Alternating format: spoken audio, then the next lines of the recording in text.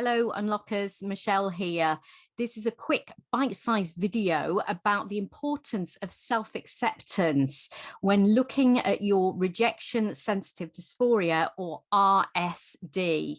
Now, RSD affects 99% of us with ADHD, and it makes us, if you like, more thin-skinned or sensitive to rejection or criticism, and it can feel incredibly hard to bear and really difficult to deal with.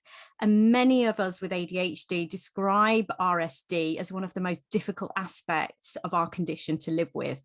And certainly that was the case for me in the past. I have had situations where I've been perfectly fine, and then a comment's been passed and I can feel practically suicidal almost immediately from that sheer pain of rejection and criticism.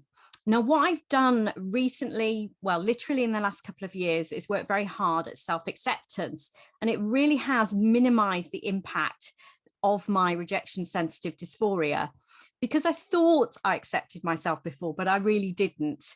There was all of these comments that people had made over many years and from childhood, saying things like, you're too dramatic, you're too opinionated, you really need to keep quiet, you're too over the top.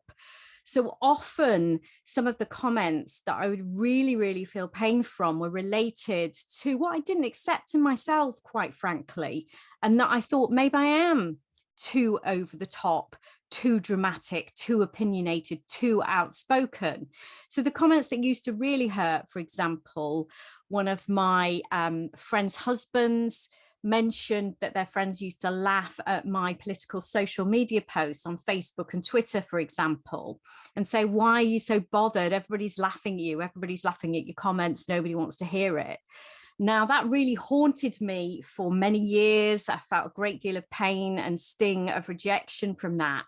And that's because I truly hadn't accepted that part of me is perhaps being a little bit more passionate and outspoken about certain issues because of my ADHD, and that I need to embrace that, and that is the true me. And I find it really difficult to mask that and find I'm not being my true authentic self.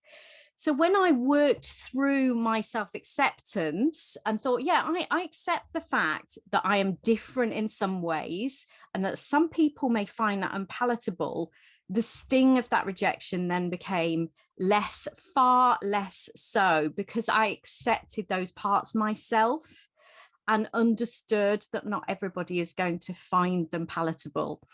So it wasn't until I started doing that that the rejection sensitivity started to lessen. So I wanted to talk to you about embracing all aspects of your personality, your past, your likes, your dislikes, and really embracing them and accepting them and accepting yourself as a whole, warts and all maybe, so that when somebody does criticize you, it can often be worse when they criticize those parts of you or reject those parts of you that you haven't fully accepted in yourself. Once you do that, I promise that that pain of rejection will be minimized. It's still there. I am never going to stop being rejection sensitive and a bit thin-skinned.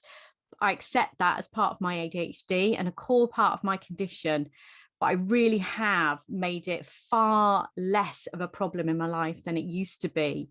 And that was down to doing some hard work on self-acceptance and self-compassion and accepting myself as a whole. So we've got lots of resources on the ADHD Unlocked members portal on self-acceptance and self-compassion, and also negative self-talk and how not to do that.